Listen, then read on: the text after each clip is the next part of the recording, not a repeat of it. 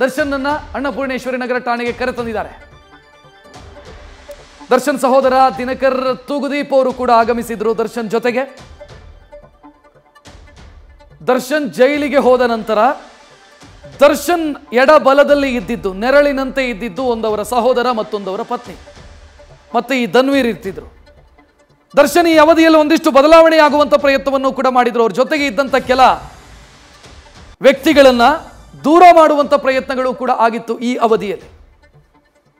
ಅಂದ್ರೆ ದರ್ಶನ್ ದಾರಿ ತಪ್ಪೋದಕ್ಕೆ ಕಾರಣ ಆದಂತ ಕೆಲ ವ್ಯಕ್ತಿಗಳನ್ನ ದೂರ ಇಡುವಂತ ಪ್ರಯತ್ನಗಳು ಕೂಡ ಆಗಿತ್ತು ಈ ಬೇಲ್ ಅವಧಿಯಲ್ಲಿ. ಈಗ ದರ್ಶನ್ ಸ್ಟೇಷನ್ಗೆ ಬಂದಿದ್ದಾರೆ. ಸ್ಟೇಷನ್ಗೆ ಕರ್ಕೊಂಡು ಬರಲಾಗಿದೆ. ಬರೋದೇನು ಕರ್ಕೊಂಡು ಬರಲಾಗಿದೆ. ಮುಂದಕ್ಕೆ ಇಲ್ಲಿಂದ ಕರ್ಕೊಂಡು ಹೋಗಿ ಪರಪ್ಪನ ಅಗ್ರಹಾರ ಜೈಲಿಗೆ ಬಿಡಲಾಗುತ್ತೆ. ಅಲ್ಲಿಂದ ಮುಂದೆ ಎಲ್ಲಿಗೆ ಟೂರು ಅಂತ ಗೊತ್ತಿಲ್ಲ. ಯಾವ ಜೈಲು, ಏನು ಕತೆ, ಅದೇ ಜೈಲೋ ಪರಪ್ಪನ ಅಗ್ರಹಾರನೇನೋ ಅದೆಲ್ಲವೂ ಕೂಡ ಜೈಲಾಧಿಕಾರಿಗಳು ಡಿಸೈಡ್ ಮಾಡೋದು. ಅವರೆಲ್ಲಾದರೂ ಕಮಾನ್ ಎತ್ತುತ್ತಾರೆ ಅಂತಾದರೆ ಯಾವ ಜೈಲಿಗೆ, ಬಳ್ಳಾರಿ ಒಮ್ಮೆ ಹೋಗಿ ಬಂದರು, ಮುಂದಕ್ಕೇನು ಬಳ್ಳಾರಿಗೆ ಕಳಿಸ್ತಾರೇನೋ ಗೊತ್ತಿಲ್ಲ. ಸೊ ಎಲ್ಲ ಪ್ರಶ್ನೆಗಳಿಗೆ ಉತ್ತರ ಸಿಗೋದು ಮುಂದಕ್ಕೆ. ಸದ್ಯಕ್ಕಂತೂ ಸ್ಟೇಷನ್ನಲ್ಲಿರೋದು ದರ್ಶನ್.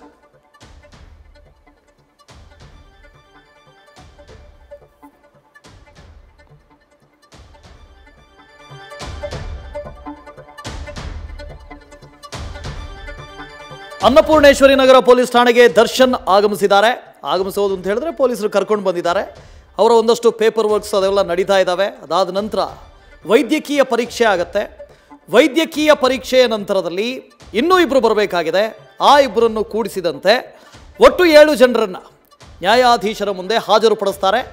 ಆ ನಂತರ ಅವ್ರನ್ನ ಜೈಲಿಗೆ ಕಳಿಸುವಂಥ ಕೆಲಸ ಆಗುತ್ತೆ. ಸೊ ದರ್ಶನ್ ವಿಜಯಲಕ್ಷ್ಮಿ ಅವರ ಮನೆಯಿಂದ ಅರೆಸ್ಟ್ ಆಗಿದ್ದಾರೆ. ಅಲ್ಲಿಂದ ಅನ್ನಪೂರ್ಣೇಶ್ವರಿ ನಗರ ಪೊಲೀಸ್ ಠಾಣೆಗೆ ಪೊಲೀಸರು ಆತನನ್ನು ಕರ್ಕೊಂಡು ಬಂದಿದ್ದಾರೆ. ಸೊ ಈ ಹಿಂದೆ ಅವ್ರನ್ನ ಬಳ್ಳಾರಿ ಜೈಲಿಗೆ ಹಾಕಲಾಗಿತ್ತು. ಈಗಲೂ ಕೂಡ ಬಳ್ಳಾರಿ ಜೈಲಿಗೆ ಹೋಗ್ತಾರಾ? ಸಾಧ್ಯತೆಗಳು ಇರಲೂಬಹುದು, ಇಲ್ಲದೇನೂ ಇರಬಹುದು. ಯಾಕೆ ಅಂದರೆ ಈ ಹಿಂದೆ ಆದಂಥ ಪ್ರಮಾದ ಮತ್ತೆ ಅದು ಆಗುತ್ತೋ ಇಲ್ವೋ. ಈಗ ಎಲ್ಲಾದರೂ ಅವ್ರನ್ನ ಪರಪ್ಪನ ಅಗ್ರಹಾರ ಜೈಲಿಗೆ ಹಾಕಿದ್ರೆ ಮತ್ತೆ ಈ ಹಿಂದಿನ ಥರ ಎಲ್ಲಾದರೂ ಅವರು ವರ್ತನೆ ತೋರಿದ್ರೆ ಆಗ ಅವ್ರನ್ನ ಅಲ್ಲಿಂದ ಬೇರೆ ಕಡೆಗೆ ಶಿಫ್ಟ್ ಮಾಡುವಂಥ ಕೆಲಸ ಆಗಬಹುದೇನೋ. ಹಾಗಾಗಿ ಈಗ ಈ 7 ಜನರನ್ನು ಪರಪ್ಪನ ಅಗ್ರಹಾರ ಜೈಲಿಗೆ ಶಿಫ್ಟ್ ಮಾಡುವಂಥ ಸಾಧ್ಯತೆ ಇದೆ.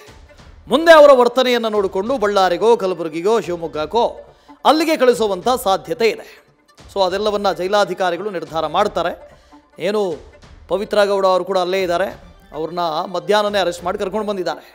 ದರ್ಶನ್ ಅವರಿಗಾಗಿ ವೆಯ್ಟಿಂಗ್ ಆಗ್ತಾ ಇತ್ತು. ದರ್ಶನ್ ಕೂಡ ಬಂದಿದ್ದಾರೆ. ಇನ್ನೂ ಇಬ್ಬರಿಗೋಸ್ಕರ ಈಗ ವೆಯ್ಟಿಂಗ್. ಅವರು ಬಂದ ನಂತರ ಎಲ್ಲ ಒಟ್ಟು 7 ಜನ, ಇಷ್ಟೂ ಜನ ಹೋಗಿ ನ್ಯಾಯಾಧೀಶರ ಮುಂದೆ ಹಾಜರಾಗ್ತಾರೆ. ಇಲ್ಲಿ ಈಗ 5 ಜನ ಇದ್ದಾರೆ. 5 ಜನರನ್ನು ಒಮ್ಮೆ ಕರ್ಕೊಂಡು ಹೋಗಿ ನ್ಯಾಯಾಧೀಶರ ಮುಂದೆ ಹಾಜರುಪಡಿಸಿ ಆಮೇಲೆ ಇಬ್ಬರು ಬರ್ತಾರೆ, ಆಮೇಲೆ ಕರ್ಕೊಂಡು ಹೋಗೋದು ಅಂತಿಲ್ಲ. ಒಟ್ಟು 7 ಜನರನ್ನು ಕರ್ಕೊಂಡು ಹೋಗ್ತಾರೆ, ನ್ಯಾಯಾಧೀಶರ ಮುಂದೆ ಹಾಜರುಪಡಿಸ್ತಾರೆ.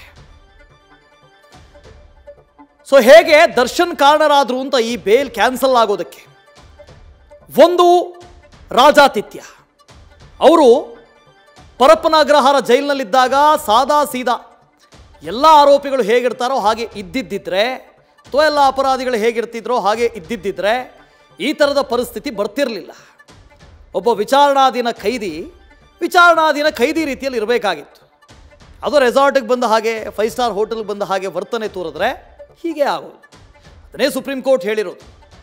ಅದಾದ ಬಳಿಕ ಒಬ್ಬ ಸಾಕ್ಷಿದಾರ, ಈ ಪ್ರಕರಣದ ಸಾಕ್ಷಿದಾರ, ಆತನ ಜೊತೆಗೆ ರಿಲೀಸ್ ಆಗಿ ಬಂದ ನಂತರ, ಅಂದರೆ ಬೇಲಲ್ಲಿ ಬಂದ ನಂತರ ಸಿನಿಮಾಗೆ ಹೋಗ್ತಾರೆ, ಕೂತ್ಕೊಂಡು ಸಿನಿಮಾ ನೋಡ್ತಾರೆ. ಇಂಥವರು ನಾಳೆ ಟ್ರಯಲ್ ಆರಂಭ ಆದಾಗ ಸಾಕ್ಷಿಗಳನ್ನು ಕಿಡ್ನ್ಯಾಪ್ ಮಾಡೋದು, ಅವ್ರ ಮೇಲೆ ಪ್ರಭಾವ ಬೀರೋದು ಯಾಕೆ ಮಾಡಬಾರ್ದು? ಯಾಕೆ ಮಾಡಲ್ಲ?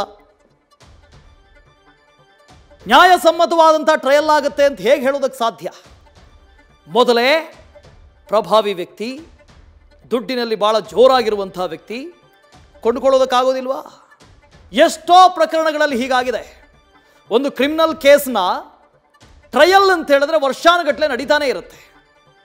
ಹಲವಾರು ಬಾರಿ ಸಾಕ್ಷಿಗಳನ್ನು ಕರೀತಾರೆ, ಅದೇ ಕಟಕಟೆಯಲ್ಲಿ ನಿಲ್ಲಿಸ್ತಾರೆ, ಸಾಕ್ಷಿ ಹೇಳಿ ಅಂತ ಹೇಳ್ತಾರೆ. ಆ ಸಾಕ್ಷಿಗಳು ಮ್ಯಾಚ್ ಆಗಬೇಕು. ಯಾವತ್ತೋ ಬಂದಾಗ DCP ಗಿರೀಶ್ ಅವರು ಆಗಮಿಸಿದ್ದಾರೆ. ಅನ್ನಪೂರ್ಣೇಶ್ವರಿ ನಗರ ಪೊಲೀಸ್ ಠಾಣೆಗೆ DCP ಗಿರೀಶ್ ಅವರು ಆಗಮಿಸಿದ್ದಾರೆ. ಇವರ ಸಮ್ಮುಖದಲ್ಲೇ ದರ್ಶನ್ ಹಾಗೂ ಇತರ ಆರೋಪಿಗಳ ಮೆಡಿಕಲ್ ಎಕ್ಸಾಮಿನೇಷನ್ ಅದಾದ ನಂತರ ಈ ಬಂಧನದ ಪ್ರಕ್ರಿಯೆ ಎಲ್ಲವೂ ಆಗುತ್ತೆ. ಅವರ ಸಮ್ಮುಖದಲ್ಲೇ ನ್ಯಾಯಾಧೀಶರ ಮುಂದೆ ಹಾಜರುಪಡಿಸಲಾಗುತ್ತೆ. ಈಗಾಗಲೇ DCP ಗಿರೀಶ್ ಆಗಮಿಸಿದ್ದಾರೆ. ಅನ್ನಪೂರ್ಣೇಶ್ವರಿ ನಗರ ಪೊಲೀಸ್ ಠಾಣೆಯ ದೃಶ್ಯಗಳಲ್ಲಿ ನೋಡ್ತಾ ಇದ್ದೀರಿ. ದರ್ಶನ್ ಅವರ ಆಪ್ತರು ಒಂದಷ್ಟು ಜನ ಅವರು ಅಲ್ಲಿದ್ದಾರೆ. ಇನ್ನೊಂದು ಕಡೆ DCP ಗಿರೀಶ್ ಅವರು ಆಗಮಿಸಿದ್ದಾರೆ. ಒಟ್ಟು 5 ಜನ ಬಂಧನ ಆಗಿರುವಂಥವರು ಅಲ್ಲೇ ಇದ್ದಾರೆ. ಅನ್ನಪೂರ್ಣೇಶ್ವರಿ ನಗರ ಪೊಲೀಸ್ ಠಾಣೆಯಲ್ಲೇ ಇದ್ದಾರೆ. 4 ಜನರ ಮೆಡಿಕಲ್ ಎಕ್ಸಾಮಿನೇಷನ್ ಈಗಾಗಲೇ ಆಗಿದೆ, ಅಲ್ಲೇ ಆಗಿದೆ. ಈಗ ದರ್ಶನ್ ಅವ್ರದ್ದು ಕೂಡ ಅಲ್ಲೇ ಮಾಡುವಂಥ ಸಾಧ್ಯತೆ, ಅಥವಾ ಇಷ್ಟು ಜನರನ್ನು ಕೂಡಿಸ್ಕೊಂಡು ಹೋಗಿ ಯಾವುದಾದ್ರೂ ಸರ್ಕಾರಿ ಆಸ್ಪತ್ರೆಯಲ್ಲಿ ವೈದ್ಯಕೀಯ ತಪಾಸಣೆಯನ್ನು ಮಾಡಲೂಬಹುದು, ಸಾಧ್ಯತೆಗಳಿದ್ದಾವೆ, ಅಥವಾ ಇಲ್ಲೂ ಮಾಡಬಹುದು.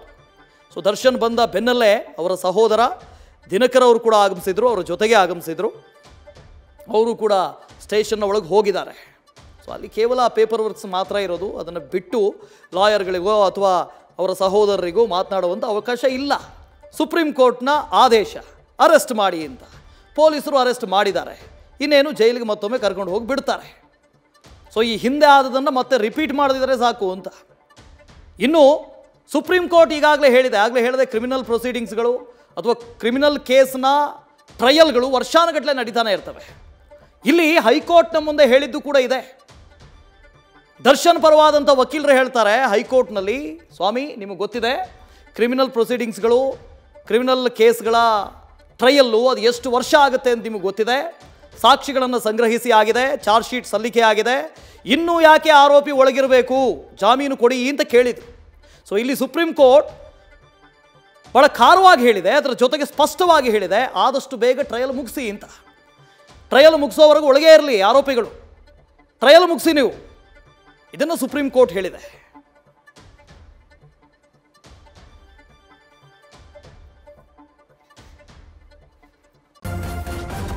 ನ್ಯೂಸ್ ಫಸ್ಟ್ ನಿರ್ಭೀತಿಯಿಂದ ನಿಮ್ಮ ಪರವಾಗಿ.